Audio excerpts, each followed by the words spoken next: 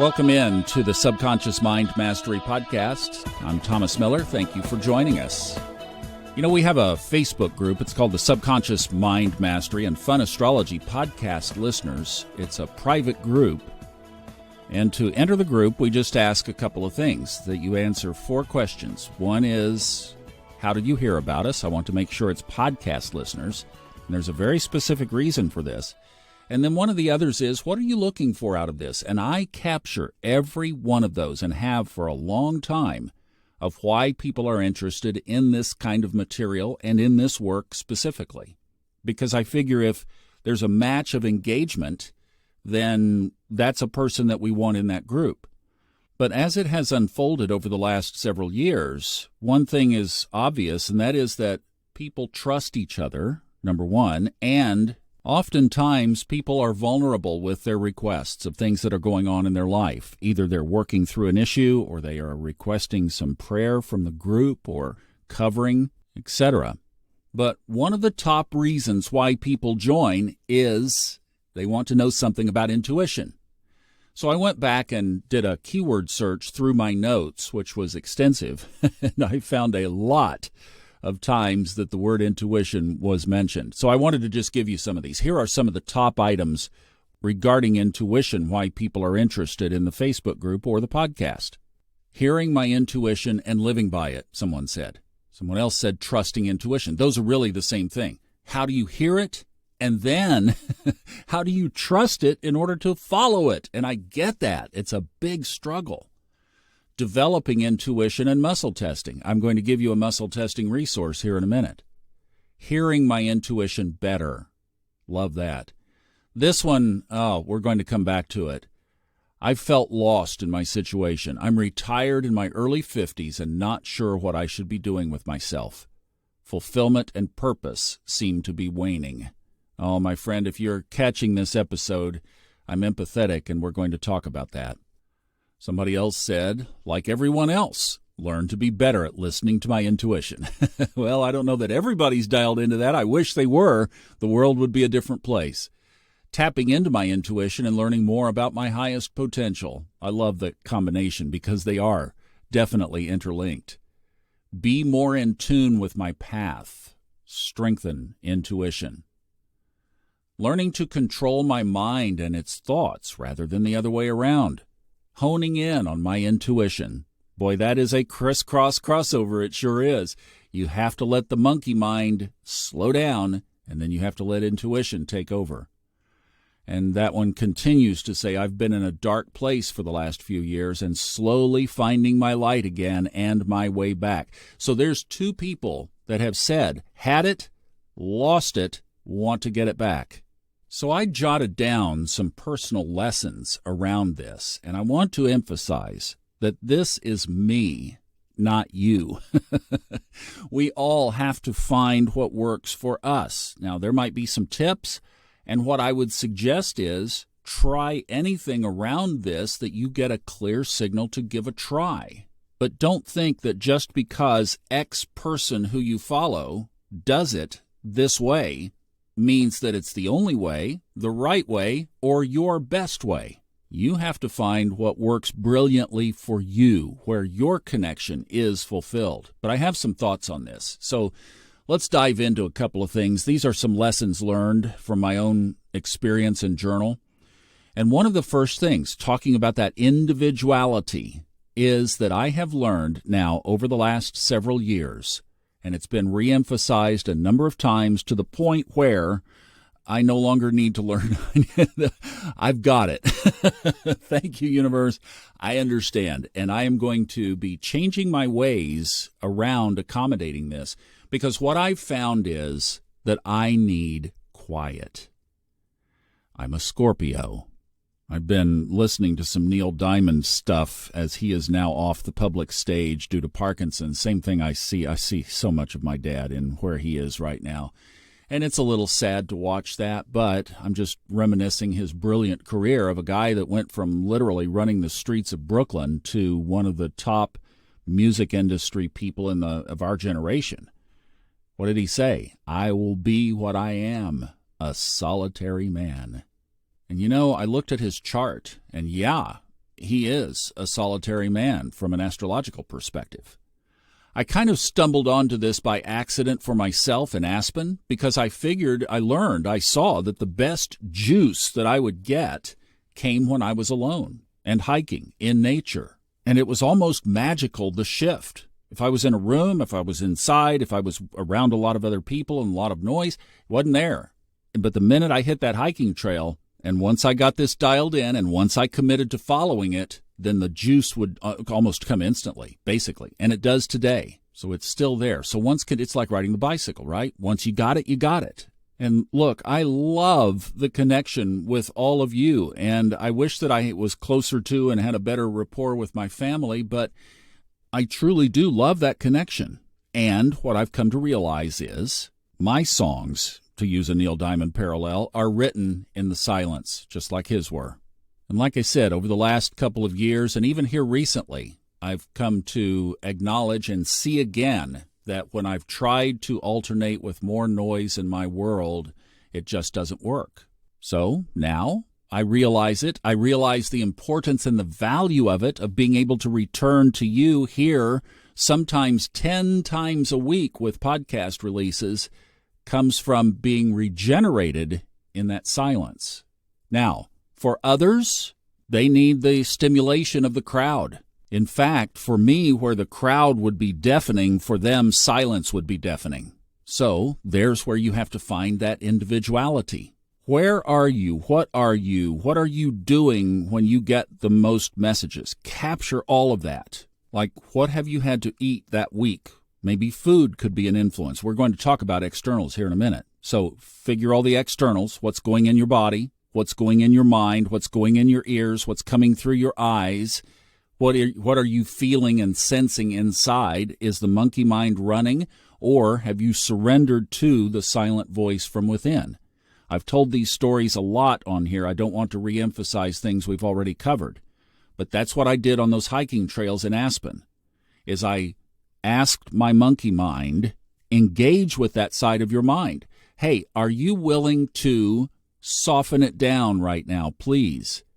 And I would pick an object, and I would say, until we walk up to that object, are you willing to let the subconscious be the dominant thought? Yes. 3 steps later, 5 steps later, and I would stop. Wait a minute, we had a deal. Oh, yeah, sorry. Okay, now we got to go to, the tree instead of the rock, and let's do the same thing over. And finally it got to where it would release. But that now is going to be a firmer established boundary in my life for myself. So here's another one. I mentioned muscle testing. So technique. I use a combination of muscle testing combined with Fred Dodson's intuitive awareness method. If you're not familiar with that, it is an audiobook. If you buy the audiobooks, it does support this work because I do get a continued income from that, so I always appreciate it. It's a very short book. It's like 2 hours, and it gives you the whole process. Then I'm going to put in the show notes a couple of links to some muscle testing YouTube videos. One of them is from Fred, his method. Another is called Prelandra Kinesiology, and I'll leave you that link. Don't worry about capturing that. The link is in the show notes. It's also at the top in the pinned section of our Facebook group, Subconscious Mind Mastery and Fun Astrology Podcast listeners. So for me, I'm listening to it in my soul, and that is the predominant factor. So the intuitive awareness method is the predominant, and then I use the muscle testing as a backup because I figure if it's in my soul, permeating and radiating through my body and being captured in the one of the two muscle testing techniques, then what I have found is very high accuracy. And see, then I take that back out to the nature, walking, moving thing. Because if I were to sit on a mat and, focus on my third eye and try to do this, it probably wouldn't come through as well or as clear. I just know that when I get out there and start moving, boom, it's there. That's me. Find your own best way and use, but that's how it works for me. All right. Then you filter what should you be using it on. Like take the stock market, for example. I don't use it with that. For some reason, it's not there. If I have a major decision I need to make, oh, you better believe it. So the other thing is I have some baselines now that have come up through the years that I've captured as benchmarks of when it really didn't make sense what I was hearing. Like, let's say the answer was a yes to a question. And you come to find out that, I'll be darned, yes was the real answer, even though it looked like no was going to be the outcome. It's like there is no possible way, and yet yes happened. Well, I've captured several of those in my mind. They're just always there. And those are baselines for me now. All right, so here's what I do with this, is now what I'll say is, let's say that the example is the watermelon example. I mean, I don't have a watermelon example, but let's just say that was I'll say, just like with the watermelon situation, the answer that I'm getting now, is it as accurate? Is it accurate just like the watermelon situation was? And let's say the watermelon situation was something where it looked like, when I cut into this watermelon, is it going to be red? And it says no. You think, no, wait a minute. I'm cutting into a watermelon. It's going to be red in there, but the muscle testing says no. And I take the knife and I slice the watermelon open, and it is bright blue in there. That's the kind of thing I'm talking about, like a radical where it was a different answer than what logic and anything else should have been. Well, that's a watermelon example. Blue watermelons when it's supposed to be red. So I will say, just like that watermelon was blue, is this on par? Is this answer that I'm asking and receiving now as accurate as that? Yes. Wow. Okay. I don't ask anymore. Trust the process. All right. Now, this would be the part that I think many are seeking. The biggest challenge. How do we separate that monkey mind from true intuition? How do I know? How do I know? Well, I think one of the big things is you have to get that experience. Once you have had positive outcomes to the extent that you trust the process consistently, then you know that you've separated the monkey mind. So that's number one, just enough times of very positive outcomes. The other thing I do is that I'll ask and I'll announce that I'm going to re-ask. So a lot of people might be timid and say, well, I shouldn't be going back and bothering the universe. I shouldn't be going back and asking over and over. No, I say up front, I'm sorry. I'm dense. I'm thick-headed. I don't get it right. And I've got Neptune and my sun together, so I'm bent to confusion. Please, if you don't mind, I'm going to ask this a number of times in a number of different ways, and I'm going to come back again just to make sure, because I really do want to do my highest timeline work. I want to be on the right side of this. And I laugh when I say it. It's kind of funny. It's like, okay, so if you don't mind, I'm just going to ask several times, and then I'll ask in different contexts and places and ways. Please forgive me here. I'm going to ask this again, but I just want to make sure, and I'll come back at it several different times and ways. That also helps distinguish between the monkey mind. And the other thing I think would be just trying to get as neutral from the mind as possible. And I get it. A lot of people have trouble turning that off. Well, that's a work in progress. See, I think that the monkey mind is the automatic physiological driver of our lives. It's Mercury in astrology. It's the mind. It's an active mind. And that mind cannot see into the future. It cannot in any kind of way anticipate outcomes. It is only based on what it knows or what it has experienced. And it connects with and draws from the subconscious mind. But that's all it has is past context. The intuitive mind can tap into the beyond. It can see around the corner. So it dawned on me, do you want to be guided by the one that knows or the one that is basing everything on the past? But we need that monkey mind because once we have the direction, we have to get busy working it out. That's where the mind comes in. And that was the subtle shift that I worked on an agreement with my own monkey mind. Are you willing to predominantly let the silent voice guide? And then, once it does, we'll shift into gear and go full tilt boogie. Now, the other piece of this point is when we lose this process. So the person who said they are retired in their 50s and not sure what to be doing, fulfillment and purpose seem to be waning.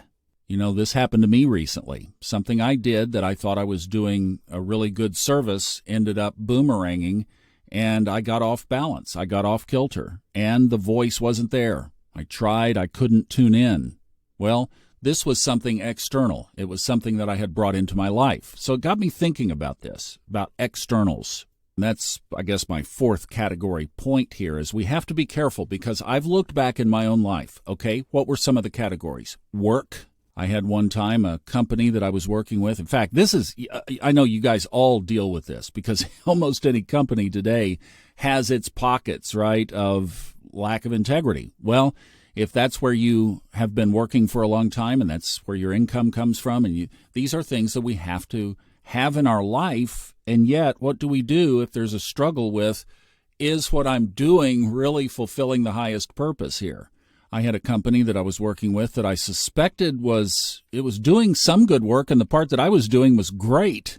Turned out they had a Jekyll and Hyde kind of composition, and the dark side finally came out. So work is one area. Work is an area that we have to live with and also protect from, I guess, in some kind of cases. But work is one of those areas where it can shut things off. What you might do there is compartmentalize it. So when you know you're in the dead zone, be in the dead zone, let the monkey mind, the mercurial mind kick in, do all of that, and then go back and find your place and come back to that centeredness.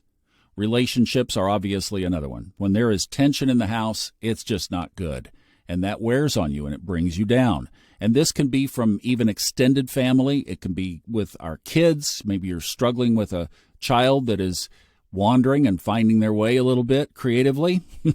You're going to deal with it. You're going to work through it. You're absolutely there by their side, and yet you know that in the process it can affect your own. Well, go back to that thing. You have to get back in that zone periodically.